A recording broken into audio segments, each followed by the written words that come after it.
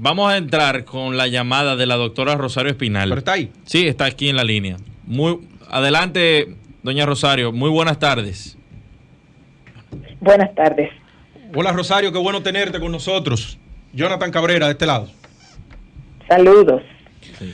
Rosario, conversar contigo sobre dos temas que son importantísimos. Primero, el discurso del presidente Luis Abinader y unas declaraciones tuyas que si fueron tendencia, y es que tú afirmas que los pobres votaron por el PLD y la clase media por el PRM.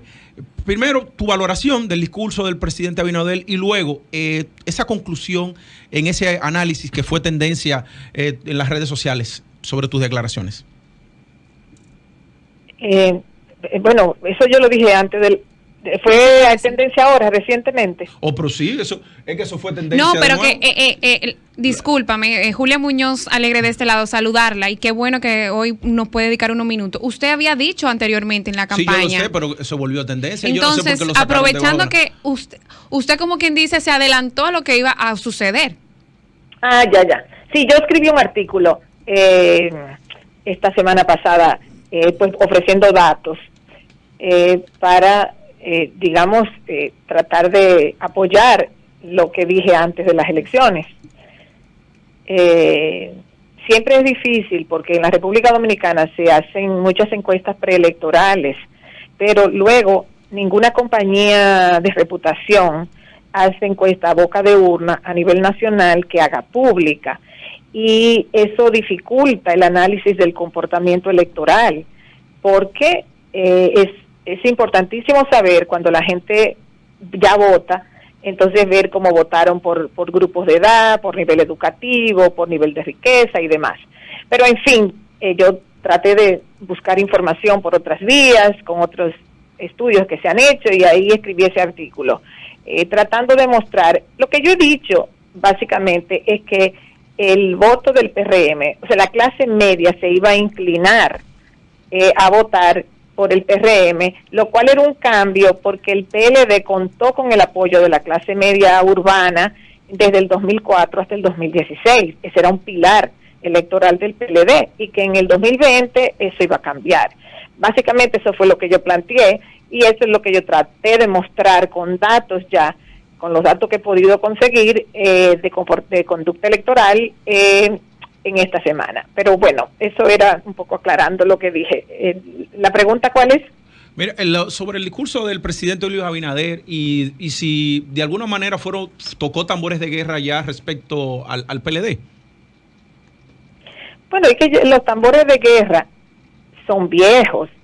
O sea, realmente ese fue el tema de la campaña.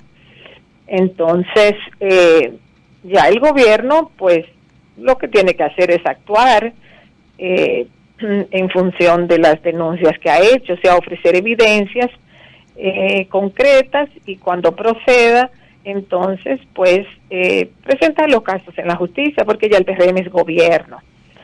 Yo entiendo perfectamente que desde el punto de vista político eso tiene su efecto, y va a tener su efecto por un tiempo todavía. O sea, es un recurso político que el gobierno pues va a usar indiscutiblemente. O sea, a mí eso no me sorprende en lo absoluto. Quizás lo que me sorprendió es que en el tiempo que duró el discurso se dedicara tanto tiempo a esa parte y tan poco tiempo a explicar cómo se va a configurar el presupuesto, porque lo que generó la controversia ahora fue el tema de los impuestos que se pusieron en el presupuesto para el año 2021. O sea, esa fue la razón por la cual el presidente se dirigió al país. Entonces, en el discurso, pues se dijo poco. O sea, lo único que se dijo es que Barrigol va a dar un adelanto, pero un adelanto no significa más recaudación. Entonces, si se iban a poner impuestos para recaudar más, el adelanto no resuelve el problema de mayor recaudación, que es lo que se supone se necesitaba, por lo cual se pusieron esos posibles impuestos. Entonces, pienso que el discurso tomó demasiado tiempo hablando de cosas que ya se han dicho muchas veces, y que lo que procede es actuar en términos de la relación con el PLD y con el gobierno anterior, y se dijo muy poco sobre cómo es que se va a financiar el presupuesto del año que viene, si es que esos impuestos no se van ya a producir. Yo tengo una pregunta, aparte de esos, del tema de los impuestos, de todo lo que ha ocurrido en sus 55 días de gestión, te aprovecho, Rosario, porque yo sé que eres experta en eso, en temas de discurso, análisis político. En ese discurso, ¿qué debió el presidente, aparte de esos temas, abordar en su locución del jueves? Mira, yo creo que el desafío que tiene el gobierno es gigante en términos económicos, porque hay una inmensa crisis económica en la República Dominicana como en muchos países del mundo. No es hechura de nadie, no es hechura del PLD, no es hechura del PRM, no es hechura de ningún partido, no es hechura de ningún político, no es hechura de nadie, es hechura de la pandemia. Entonces, la pandemia ha generado unos cambios en el flujo económico, porque hay sectores que la pandemia afecta muchísimo, hay sectores que beneficia y hay sectores que, bueno, ahí sobreviven. Entre los sectores que afecta muchísimo negativamente está el turismo, porque la gente ha perdido empleos, o le tiene miedo al virus, o pasó por la enfermedad y lo que eso significa, y no va a viajar. Sobre todo personas que vienen de lejos a otro país. Ya no va a ser tan fácil que una persona en Europa tome un vuelo de 7 u 8 horas para irse a una isla del Caribe. Eso va a durar un tiempo para que eso vuelva a ocurrir. Y estoy solo poniendo un ejemplo.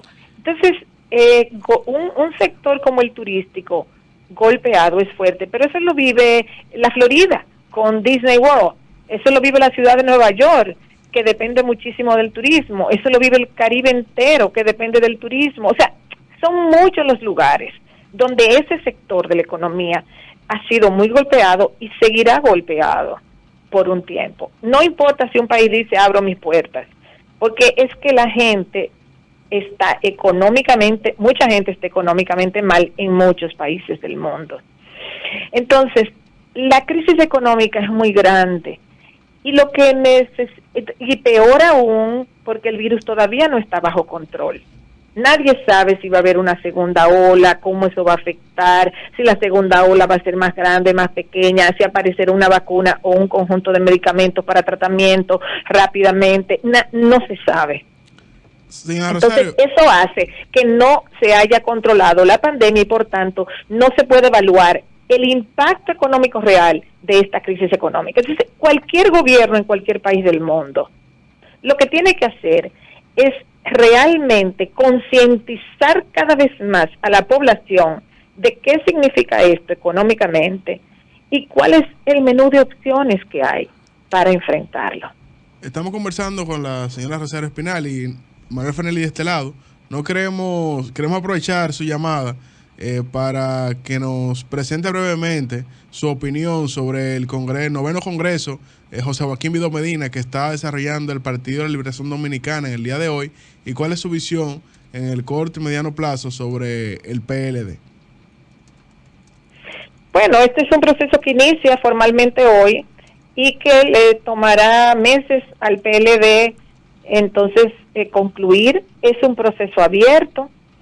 El PLD puede salir fortalecido o debilitado de ese Congreso en función de cómo sus integrantes evalúen el proceso en sí.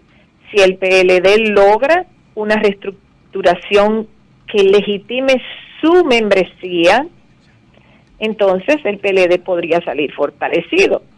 Si por el contrario, en el proceso del Congreso se dan muchos conflictos, rupturas y demás, entonces saldría debilitado. Nadie sabe hoy lo que va a pasar en ese Congreso. Entonces, es algo que hay que esperar y ver cómo evoluciona. Bueno, muchísimas gracias por su participación, doña Rosario. Que pase feliz resto del fin de semana.